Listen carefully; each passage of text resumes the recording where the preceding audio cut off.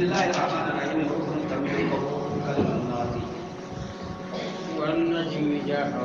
Allah wa kunati ho be gallinga da atage wonon Allah kunati sane ngaire wan najmi kunati sane nga ida hawa jallanda yanka sane nga nay genne andai yankana na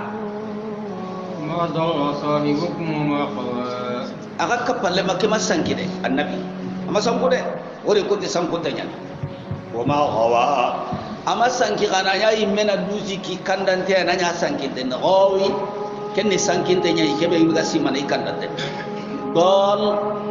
sankuta ma dalla sahibukum annabi ama sanki kaka pale ma sankunta fele aw to umma sanki ahqale ma sanki la ama sankunta ko ho do bari yo kamane ganati o jaraka dallan fahada kem peti nanti ada bisa kuntunya nyila qabla an-nubuwati war risala amanya nabi nyima kuntu amanya kay fara kuntu qurar wahyu no kebe gari aganya nabi nyima do kay fare to gongori ni wahyu no kebe gari ni amanya kentu ko ya nabi nyima ko fara na kun kanale Allah dan kanna ma dalla sahibukum kenni kunga sankunta ko kebe dambini katai nanti Allah baqi Allah nabi nyima fare wahyu tar ni katai semunte nyani Allah jika kapalle makke masangi de sanko ho ma kita o ma yantiqu anil hawa anda sene yonkili gui ko hada bara moko tumbo ko diga be gana lingan dan nako anga mulla de du hasa Allah wangara nan jiga kamma wa Allah subhanahu wa ta'ala ti annabi nyimme la anda sene tili muide o diga mel lingan da ta anda ko annabi hedi kenga alayhi salatu wassalam innahu illa wahyun yuha amanya ho hoyi gatta wahayan na yuha aga wahayun katai annabi gana tinti kama yanda nyamar kenya tiki abdullah ibn amr bin asi aga isani do annabi batte alayhi salatu wassalam kayar no kugada abonondi nan dangem ka annabi jimen nyadi ho ka hada bare men nyani bashariya nyani anke ngoda batte ku do journalist anna diga men jusa amu bunu a hudundini ada sahande ngara bidoni ado annabi gara men ngara ati ka ha mangalla ay ati soro kwanda ke mo ko de ata sah annabi di kitel raqiyati diga me suga bagi raqiyati kenja kenni to gare ta bakari yallanga sabu allah anga sabu annabiya anga sabu allah yesus subhan ango saka annabi alayhi salatu wassalam Allah subhanahu wa ta'ala ti anda diga me kono tallingi da de is henna lingi da ta walla ke diga me ko ngenna lingi da walla ini du hasa la agada ho ko yake Allah nda wahayu kattai imma wahyu ilhami walla wahyu bi wasitatil malak amma malakiyan dare na kuna da su betai wallina ilhamu katta ya na sai dai odan nabi tabaraka ai wangana annabi digambane garan yang kahira kana anga to wonde Allah isu an ngaji bi annabi digamen joti fignati farenti matala hadise anna muruni kitusiki faren digamen ne ke hadise ga kada ke hadise muru ana hadis sahante nyani ba hadis sahante ni faren da kwa taibu bari ageli faren da kwa sallallahu alaihi wasallama ori hadise ke hedin mansukhi ori faren da hinu ko alaihi salatu wassalam Allah imera kitu yang kan Qur'an ni fila garu kitu ngiri ya enu hina Qur'an ni wakarne faren padi sikken de to ngane sahih ni sahante nyana nabi di ko kai ki te to kamar sene diga hota na rena ken ki te ngirni filan ni nanya nasr fanan nanya mansukh kori mansukh ora kite magri hillo sikandin ni o ha mulla nado ke kite be kiti mai eski wa mai intaha iwa mai wajibi annan to konni an gana ana kari bane anda kuta bane anda soki bane an kafira ora anda Allah soki anda nabi soki ko banyu shaqiq rasula min ba'di ma tabayyana lahu al-huda wa yattabi ghayra sabilil mu'minin nuwallihi ma tawalla Allah subhanahu wa ta'ala ti annabi intasihine ti yonkil mude wallingin da ta ayide sahine ti bari Allah ta sahin manya ho hoyi yanda wahayan na hoyi ke Allah ga wahayu katai allamahu sadidul quwa sembe khote dunke nyanda to inde allamahu ta'allama ta'allama na to umun allamahu kenni nasrata na to inde kenna katene الرحمن علم القرآن الله سبحانه بين ملوغون تنغا نغدا تكون تبغى علم القرآن يرياتي علم يرات تعلم علمه على النبي خرموني أخرم مقولي شديد القوة سمبي خوتي دونكي سمبي خوتي كي دونكي سينا جبريل كبوتو ميكام بيوي أنجو أن سمبنتا الله غنا خي هو بيسونو باني ودا غنا أفارنا ونياغي بغاني سمبنتا ngolya غنا وا سمبنتا نبرني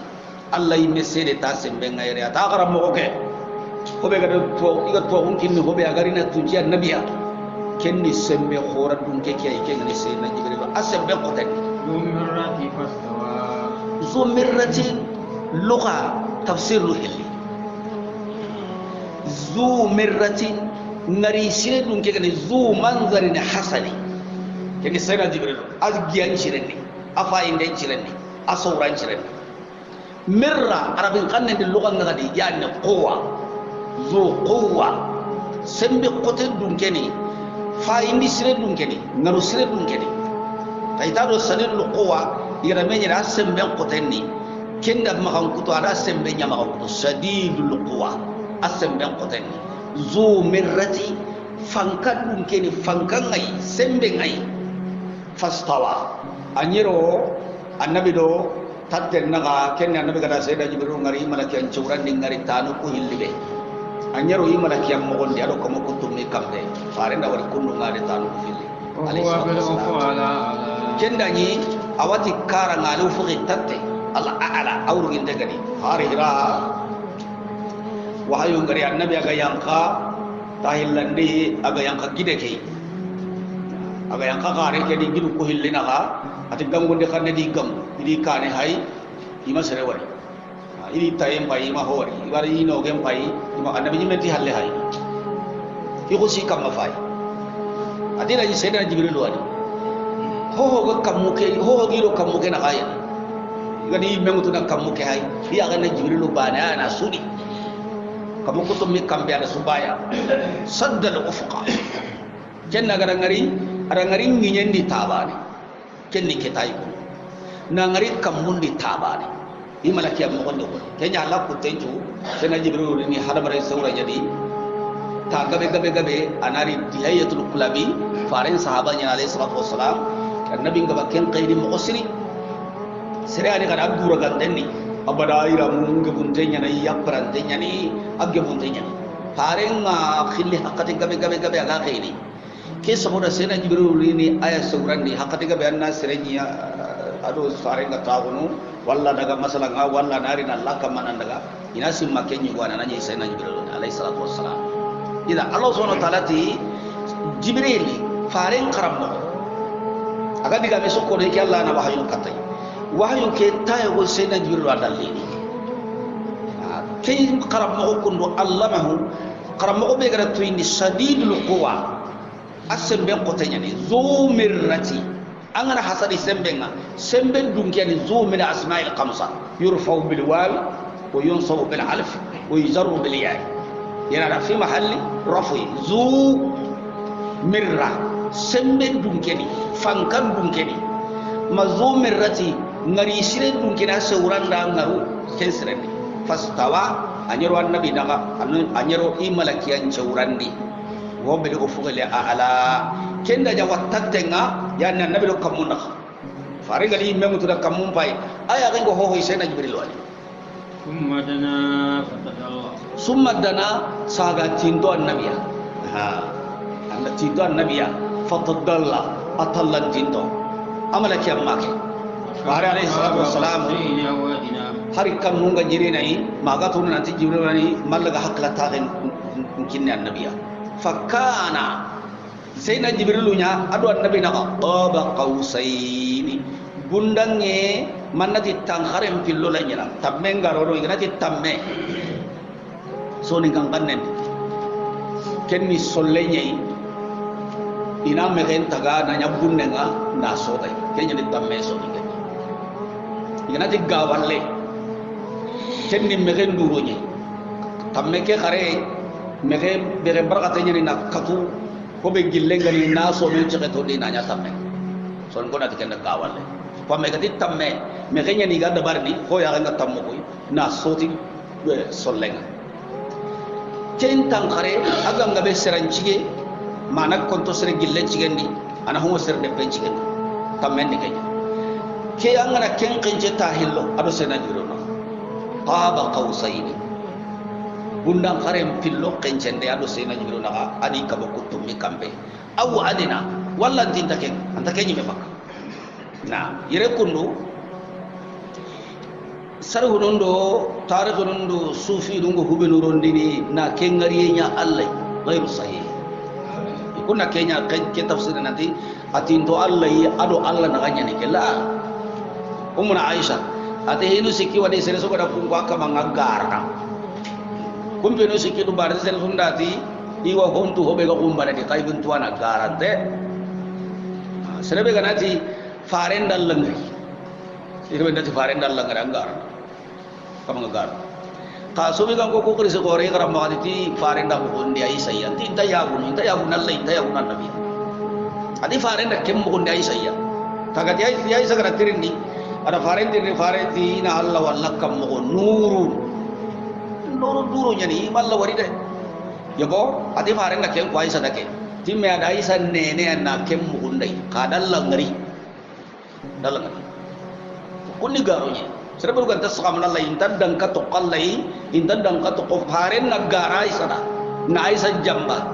ikumbe akembe do faren na ga ni hujire do kame do tankaragesi fare hijriya hujire do kame do ujine do kame do tankaragesi na kenga sare aken nari kentu nanti faren nagara nya ko ay sada na nene ti malla wari garangari atada ngari bi aini rasi ngari ti ya ko be do ay golla ngare ara Allah wari ko ni kuni garonya kui kitabun no di kitabun qaran na bugu bitendi wonne anga tunun nanti suran intaya bunalle intaya bunu faringa ga digam horombe no kono igam makon kudu buru benu dambini kata Allah faringa alayhi salatu wassalam igalla imme garande na puta Allah imme gana ibnu benu ko ina Allah puta na daga sai nan Allah da kon ko ke wa qur'an ne ke me kembe awre ne ke Allah ga da fami siren kino jama gore nyana do kuyde na buccunu tanni dabari ya naru al janna haqiqa angara dina mutuno kusu qur'ana do sunnam be nyaga me nyana maga de anda sangunda ko jangutude Allah na do senna jibril wa yire fare na jibril wa wari de ado jibril wa tinto de Allah hede ayi am Allah wari fa auha ila abdihim ma auha ada wahayun denya katta iko menga ma auha kebe agada wahyu ma kere keta fa auha Allah da wahyun denya ila abudihi katta ikko me jibrilu ma auha kebe sena jibrilu gada wahyu katta annabi yani sena jibrilu gada ko be kini annabi ado wahyu be garni katta annabiya Allah anda wahyu katta ide sena jibrilu me diga bu fede kamane nyani ko nada daga kedo keki jandi annabiya kene adaga mo khana fa auha ila abudihi sayna jibril wahyu ndikatta Allah komenga Muhammad sallallahu alaihi wasallam ma auha foka be Allah gar wahyu katai amauti men tagara na agada ho kijandi annabiya kamane nyanda ken wahyu katai na nyamare daga kijandi annabiya ara faran na on kijandai na wahyan na on kijandai keni na koi Allah subhanahu wa ta'ala gati anta seneti yon kilimu faringa diga mutu ho wahyu yani min Allah sena jibril wadari si jibril diga mu hede adi gida Allah subhanahu wa ta'ala Allah kada nyamari nan tan kinyanda wi kinyandi ne mo gondi bila ziyada wala nuqsan nah ma kadzaba al-fuad ma ra'a ma kadzaba al-fuad sondo mem magara mari zalinga nanya bi takhfifi kena magara ma kadzaba al-fuad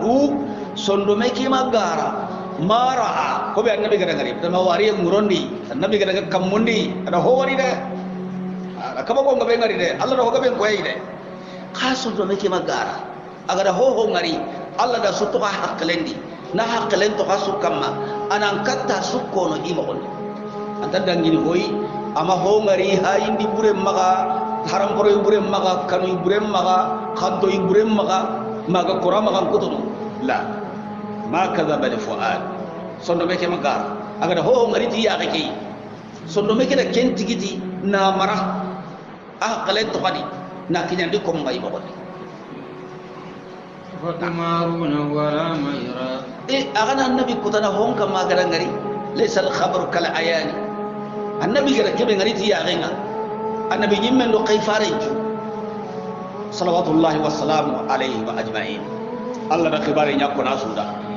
نار جنة خبارين كوريدا نجهنم خبارين كوريدا ملكيا غوركو ني خبارين كوريدا كفارين كن daga sigiyade عليه الصلاه والسلام الله daga sigindi daga sigindi jahannam ayya nan daga sigin di arjanna jana balle mu yang ga kadane mo be na ngari ya garan kalle arjana dum ko ngane me mo be na ngari ya garan kalle nalla sigin din balaki agoro malakul maut ari sigayya malaki abe agarai kamunde ay menga kampata nyerundi kamma atarunga ni nyambata nyerundi mure wataw ni disesi bare ada wari dia ini afatumaruna wala ma yara ay me ya ngara ke be ngari yala kana kudana ken kamma ba wala qad ya najlatan ukhra ada ngari tatana ay tikenda koyi ngaru ko hilli ke ngari ba ne ken ni nyanya ada ngari tatana kenya ni tafana bida mawari ngari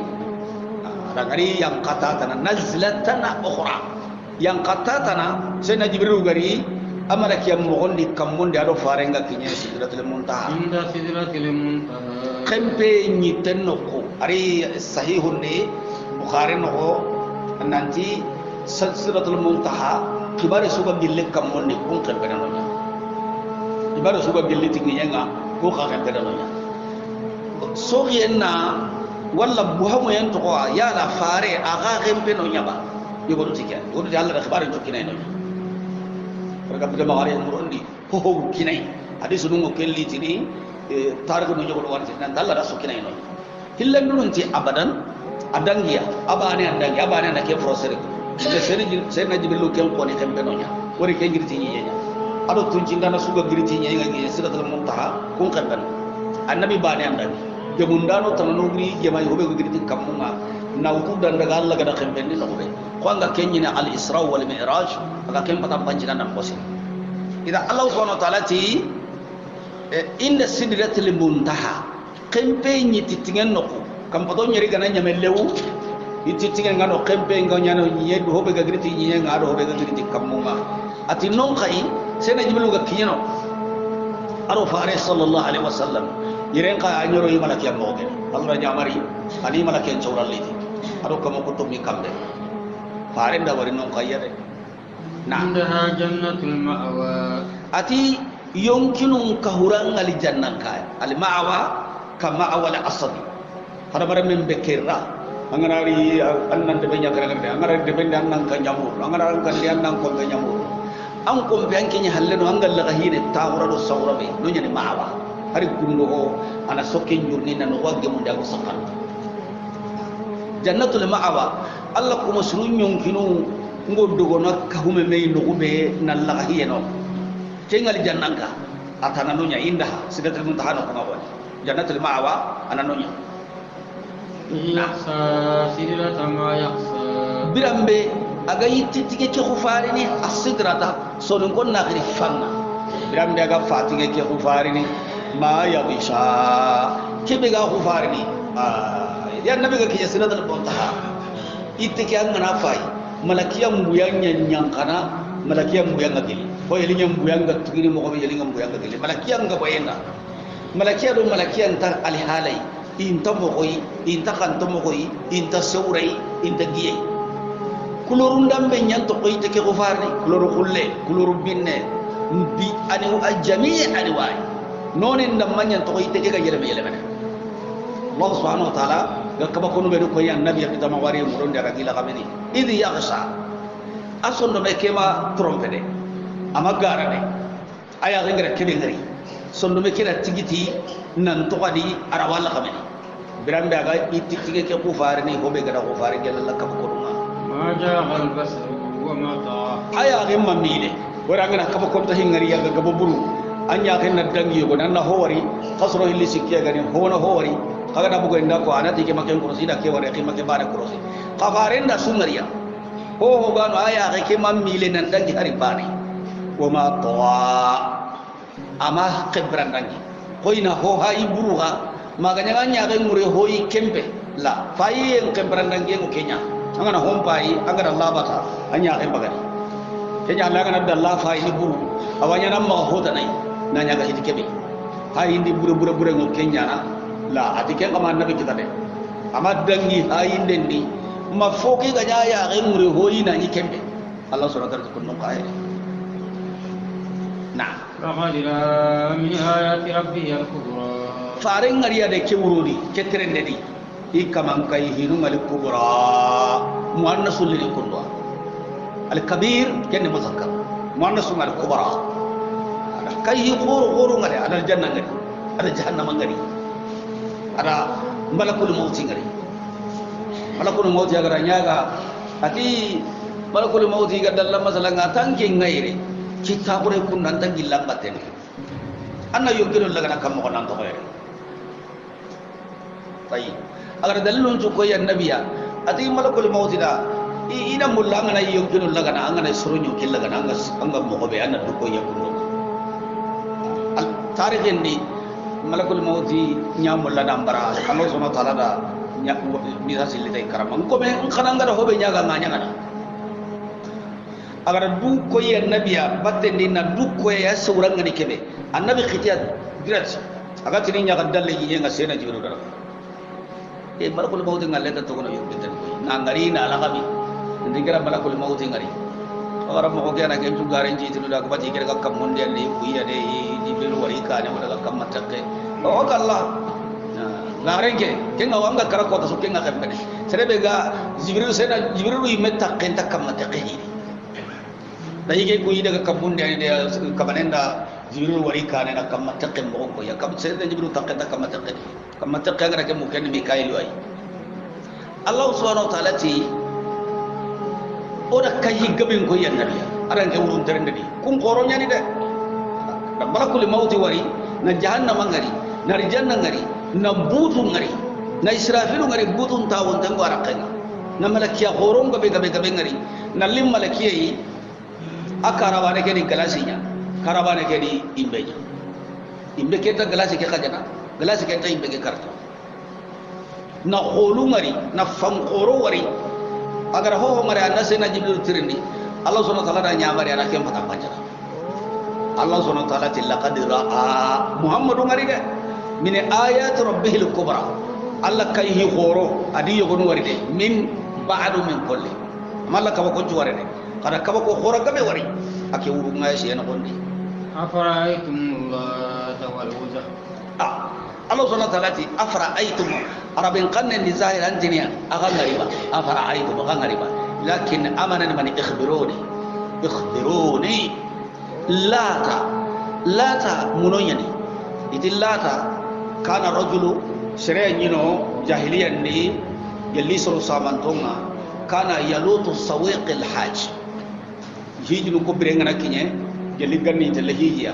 agen kana illenga be ni jurni na mara hijano ko ganari aga igande ndabarni na fini hijano na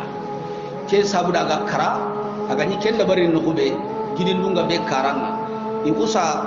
aton chakai na nyalla ni garna batu muno hananun da koke uzza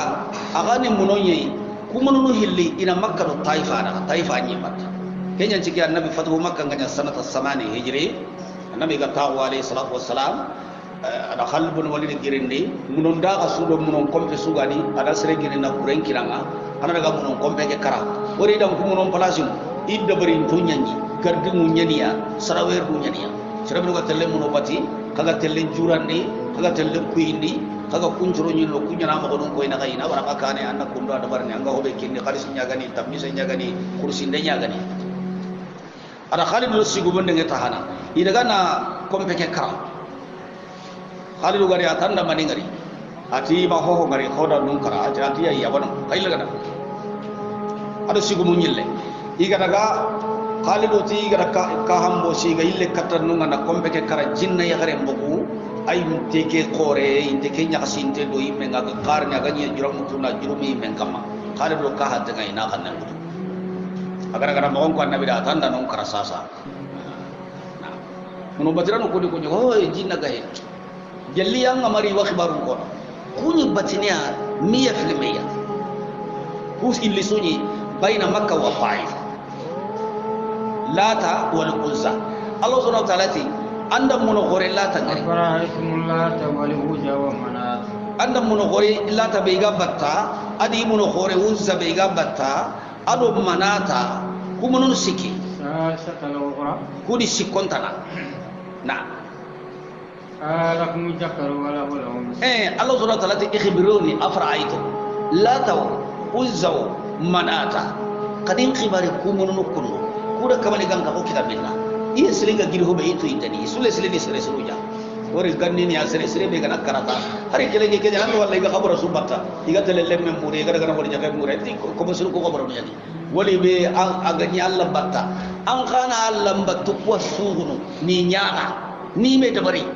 kan ta tilli wali ki batu anda tilli wali ki khabara batu ay mega mbirina ta lemme kidan afre nyan telelle men kidan ay mega mbirina ta wori jaga kidan afre nyana wori jaga kidan la Allah gara kama ko sunya dan ngana anyalla da ko sire an ka suguna de anyalla barkati madibati ndambu anyalla hin kono ti mani hin kondambu anyi mani killudi anyi mani jikudi an kana jikutiya an kana Allah batutiya an anyalla ko sire agara kuyube no kine yalla da rawam ken kun hobe kan kota hallenga Allah wa konto nadi kanta kemba la tadhu za'adu manata salisatal ukhra Allah subhanahu wa ta'ala alakum koy igon naga kunyada le nyagaru ngalla da wari ni kun kallu nyalle nyugo ngalla kallu nyalle nyagaru ma tilka jan qismatu allati tilka kin magan kuto kundo tilka alqissatu almadhkura wal kayfiyatu almaf'ula igara kemo go benya na lemun takandi ina lemun kini alla idi nyalle nyagaru i kunyi me kallu ne le nyugo alla taga nagado tagi amme tagi hoana taga da lemun takandi anke dalle nyigu mutuna le nyagarum kidan kapalle moma idan qismatun kini takandin dia diza ana kasidanya takandin dia haga telo angane honda kan ando sere na kan takandin telo moy nyakamma igara na bane har igare ke gaille nyana gare na le nyagarum kini allai na le nyigu mutu keni telo mon tambala ko ma in hiya illa asma kemma nya ho iganta to kono ko antum kapu nyi menu gadi tokora ada kafa ban wori habanu gada bunono yogo batu gelli no kiyede bunono karagi inari nya kame inari nya hari kelenge bunono batano ho anka hinai tangana muno gume sora ga imira bunono go duna to wallahi to kono ani ta kada kafa banu gadi tokora la ta kada to ko sawu hoy uzza kada to ko sawu hoy angala bunono suwari gelli aka kunyi mega ma tokora su kaga kisbanu kafa banu be nyi bata kunya to wallahi bunono ku heji ho hoy illa asma'un ganta tokono ani kakunga di tokora ada kafa banu ga hubani tokora anjalallahu biha min sultan hobe Allah ma dalile yang kadita Allah ma dalile su yang kadita muno batai dan muno batai mari kitabe di farida mari annabi nyimme da mari kitabe da mari nanti kana hobatu Allah he kenya mal sumagira la kenni garenya in yattabi'una illa zan inta ho batak ganda jikken do tuhuma ma ta'ala adu hobe yonki ga kanna yonki lumu anita yonki lumu batte ani wala qad ja'ahum min rabbihim rabbihim wal huda allati kande liyanangiri kamangade annabi nyimbelli kitabelli adu kande li katiyade amila lil insani ma tamanna amul lil insani mana adamare men dangani ageni ketana hada manda matamanna fobe anga datana ange ngana na te hobe ita kendo angkawa nyana kemo ko yanna ken teleba na usanya kede hada bare men na tangana la honta hada bare men daga kebe na tangala lillahi al-akhiratu lagariye ado fana kenna labane ada finjo mandun Allah dangani fil lagarum kana Allah subhanahu wa taala dangani Allah kan datuna mo sirenya mo dangani Allah kan dora ko siro no tumran siro no takanya syaitan. Kapan lagi?